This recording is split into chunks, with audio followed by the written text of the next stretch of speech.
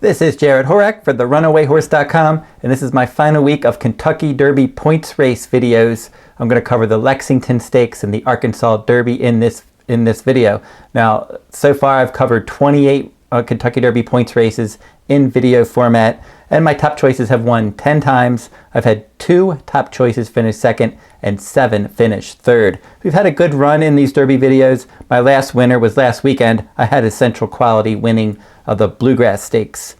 So let's see if we can keep this roll going and pick up a few more winners, or at least two more winners within these last 2 prep races. I also had a Kentucky Oaks points race winner in my Keeneland video last weekend as well. So we're on it. We've been doing well throughout these videos, and let's see if we can get some more winners. And we're going to start with the Lexington Stakes for this one. This will be Keeneland Race 9 for Saturday, April 10th, 2021, the Grade 3 Lexington Stakes for 3-year-olds traveling 1 mile and a 16th on the main track with a scheduled post time, 5:30 p.m. Eastern Time. Number 1, Noble Reflection. Number 2, Swiftsure. Both stretching out in distances, exiting front-running victories in sprint races, and we're going to see how good they are. And the pace could be quick in here because they're not the only 2 with speed. Now, Noble Reflection debuted last summer at Del Mar, finished a distant 3rd in that race, and he finally resurfaced March 7th at Oaklawn Park, 6 furlong maiden special weight race from the inside post. He set a fast pace, he kept on going, he won by more than 4 lengths. The runner-up was the next out winner. And he does have route influences on both sides of his pedigree. Trainer Richard Baltus, he's going to give Javier Castellano a leg up, and he should certainly show speed from the rail. The 2, Swiftsure, I mentioned he has speed as well. He's 2 for 2 for trainer Steve Asmussen. And this one is a son of Uncle Mo. In his debut, he went wire to wire in a 6 furlong maiden race at Fairgrounds. He came back on January 23rd at Oaklawn Park, stalked the pace, won easily by 3 lengths. He was the favorite in both of those races, and he's listed at 5-1 in this race with Irad Ortiz Jr. aboard, and he will certainly show speed. Now, on the dam side, sprint-oriented pedigree, we'll have to see how he does distance-wise, and then also with other speed in here, how is he going to handle that in his first start around 2 turns. The 3, Bezos for trainer Bob Baffert.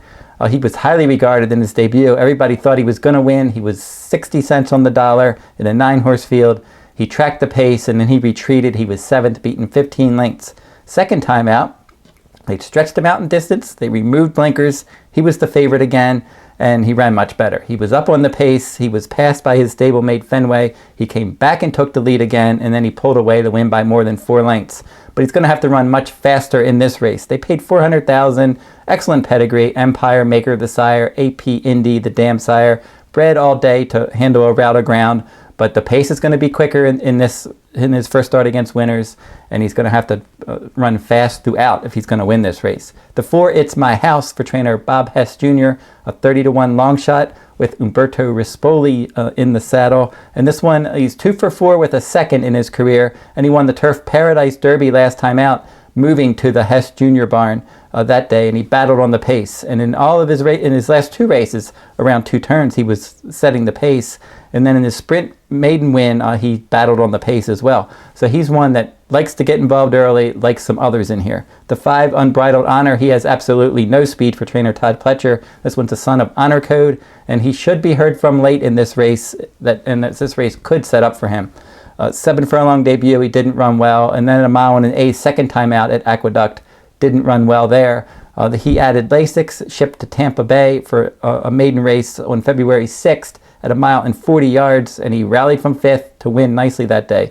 Lasix was off in the Tampa Bay Derby last time, and from post 9 in a 12-horse field, he rallied wide. He finished 4th, beaten 7 lengths. He's going to have to run better. He will be passing some tired horses. He could get a piece of this. The 6, Hockey Dad for trainer Doug O'Neill. This one is a California-bred son of Nyquist, and he's run well in all of his starts except his debut. In his debut late last year, he was 5th by 13 in a dirt sprint.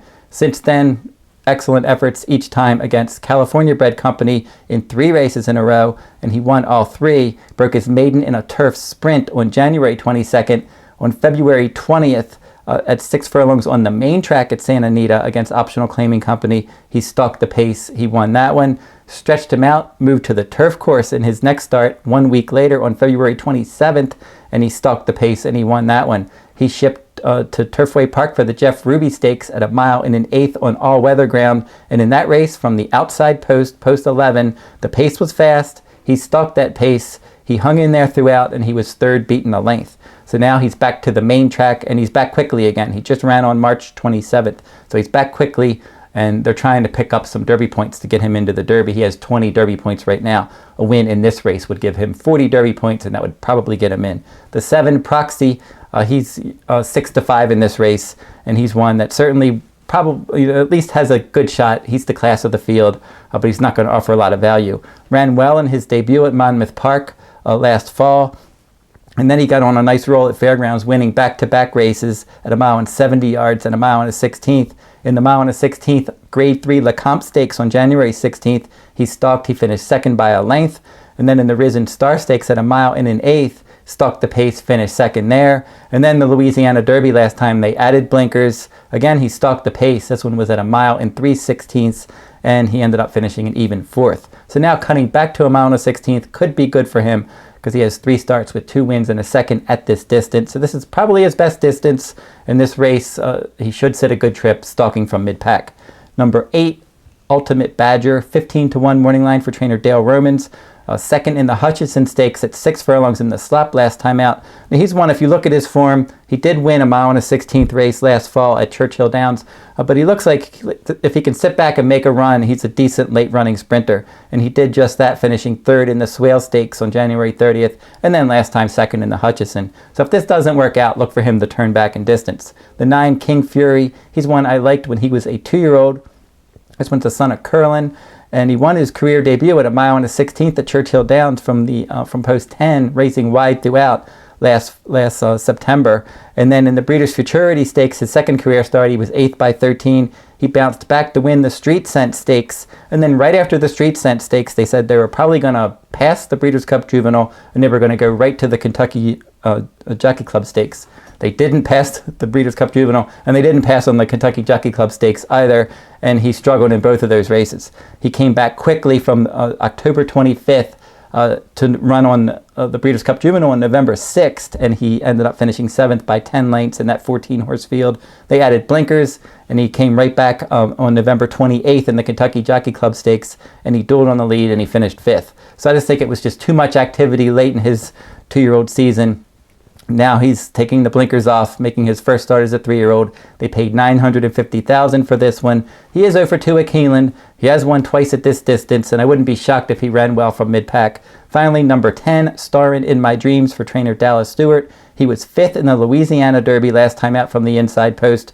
He was 9th of 11 in the Risen Star Stakes from the inside post. In his first 2 starts, he won. He won a dirt sprint on fast ground at Churchill Downs last September, and then in November at Churchill Downs in the slop at 1 mile and a 16th, he stalked the pace. He won by a nose. He could go better at this shorter distance in his 3rd start after a layoff and getting off the rail, but he's going to have to run better. And Luis Saez is going to ride him back. He got to know him last time out, and he does have a bullet workout for this. So Starrininmydreams, King Fury, I wouldn't be shocked if they at least hit the board in this race.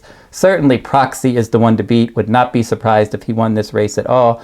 The one horse that I think has a really good chance of at least finishing 3rd or 4th is the 5, Unbridled Honor, and he's one that will be running late. So I'm going to make Proxy my 2nd choice. I'm going to make Unbridled Honor my 3rd choice, but my top choice is going to be the 6, Hockey Dad. I like this Calbred. I'm not concerned at all about the quick turnaround since he just ran on March 27th. He's going to come right back a couple weeks later and try to qualify for the Derby. But as I already mentioned, on February 20th, he won at Santa Anita, and he came right back on February 20th, and he won on February 27th and won again. So a week between starts, he was able to win back-to-back races. He's in good form. He's got tactical speed. He's reconnecting with his winning rider, Mario Gutierrez, and he's won at 8-1. I'll take my chances with Hockey Dad as my top choice in the Lexington Stakes. Let's jump over to the Arkansas Derby, the 12th race from Oaklawn Park, the Grade 1 $1 million Arkansas Derby for 3-year-olds at 1 mile and an eighth on the main track. This one will also be run on Saturday, April 10th. And the post time for this one is 7:41 p.m. Eastern time. And in this 6-horse field, Super Stock is number 1, and he was in the outside post last time out in the Rebel Stakes, and multiple horses from the Rebel Stakes are coming back to run in this race. And in that Rebel Stakes, from the outside post, he rallied from the back of the pack. He had some traffic troubles, and he finished 4th, beaten 6.5 lengths. Never really a threat to the winner. He's won for 7 lifetime with 2 seconds and 2/3, and he's hit the board in some stakes races like the Street Sense. He was 2nd last year. The Breeders' Futurity, he was 3rd behind Essential Quality. The Iroquois Stakes at Churchill Downs, the first Kentucky Derby points race, he was 3rd there as well. So he's one that he's got some consistency. Now he's reconnecting with Ricardo Santana Jr., the inside post. He has at least the ability to sit probably close enough stalking the pace in this race, and I wouldn't be surprised if he hit the board. The 2 Caddo River, everything went wrong for him in his last start. He looked so good when he did stretch out. His first 2 starts at 7 furlongs, he finished 2nd in both of those races, and he finished in front of Greatest Honor in both of those races. And Greatest Honor came back and won a couple stakes races over the winter on the Derby Trail at Gulfstream Park. And then Caddo River was able to stretch out from 7 furlongs to a 1-turn mile. And in that race, he was able to get to the front for the first time in his career, and he won by 9.5 lengths. He duplicated that race in the Smarty Jones Stakes, a 2-turn 1-mile race at Oaklawn Park on January 22nd. In that race, he got out there, he set the pace, and he won by 10. So coming off of back-to-back victories by a combined 19.5 lengths, he was made the favorite in the Rebel Stakes. I picked him in the Rebel Stakes. I also picked him in the Smarty Jones, but they did not get to the lead in the Rebel Stakes. From the inside post, he looked like he was going to be the one to get out in front, because based on those back-to-back front-running wins, and then he drew the rail, you thought, well, he has to go to the front in the Rebel, but he didn't. He didn't. He was wrangled a bit off the pace. Concert Tour had the lead, and it's not like Concert Tour was flying. These were below par fractions that were being set. So Caddo River just got caught flat-footed at the start. Concert Tour was able to completely take control from the beginning. Caddo River was ranked, never got to run his race. He chased, he weakened to finish 5th. So now you got to figure they're going to be trying to go to the lead in this spot. The 3 in here is Hozier, one of 2 entries for trainer Bob Baffert.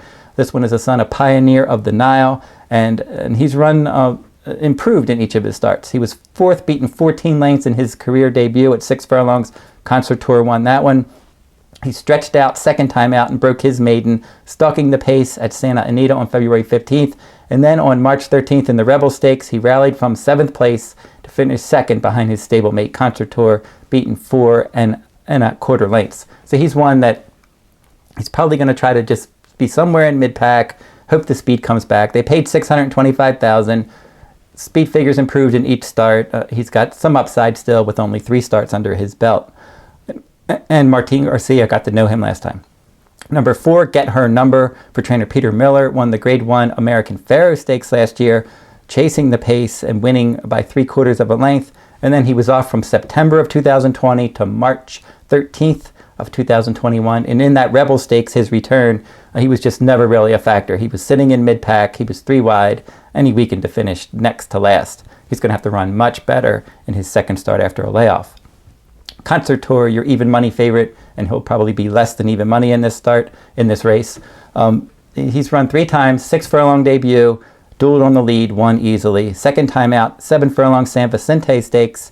He stalked the pace from 3rd, and he won by a half length.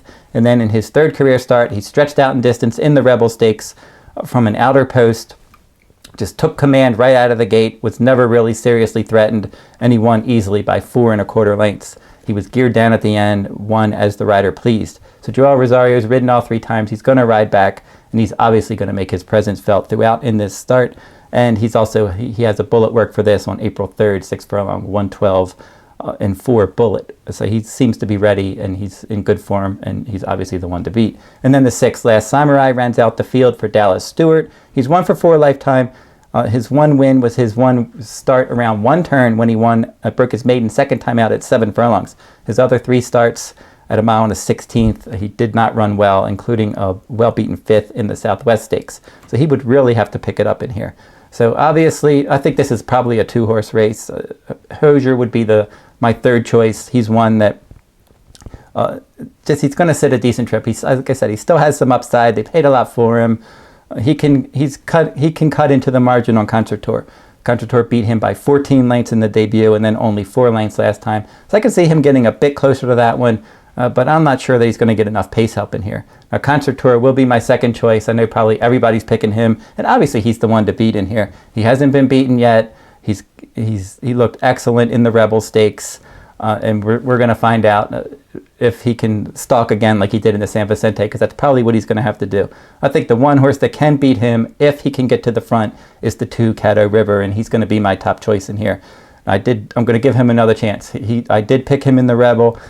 I thought he was going to wire the field there, but he just wasn't able to get in front and run his race. He was rank. He was unhappy. He just never looked comfortable at all there. So I'm going to give him a mulligan for that one. And if you can do that, you have a horse that went wire to wire, winning by a combined 19.5 lengths in back-to-back starts, including a Derby points race.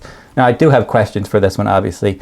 One, does he really want to go this far? Because he did win the Smarty Jones easily at a mile, but that's not a mile and an eighth. Does he want to go a mile and an eighth? And he has to have the lead, so there's no doubt about that. So he's a need-to-lead type, and I'm not sure he wants to go this far. But I think if he can get the lead and do what he did in the Smarty Jones, open up and get a nice clear lead over Concert Tour and make that one chase him, maybe he can upset Concert Tour and just keep on going. So Caddo River will be my top choice. Obviously Concert Tour the one to beat, and Hozier as my third choice. I think has a decent shot to hit the board. Not a lot of value in this race. I think the Lexington Stakes is the much better betting race on April 10th. So like, subscribe, and comment as we're getting closer to the Derby now. So now this will wrap up, as I said, my points race Derby series. But now that we're going to get past all the points races, I'll come back and I'll do multiple races leading up to my Derby video. I'll be covering a lot of different subjects: wet tracks, the pace of the Derby, my top 5 most likely Derby winners, and so forth. So keep an eye out on those videos in the coming weeks as we get closer to the first Saturday in May. And my Kentucky Derby, my annual Kentucky Derby Day full card from Churchill Downs, will be available at therunawayhorse.com on Kentucky Derby week. In the meantime, I have full cards from Santa Anita Park there if you're interested in that, and also free selections, stake selections from New York and California. You can find all of that at therunawayhorse.com. Until next week's Derby video, good luck at the races.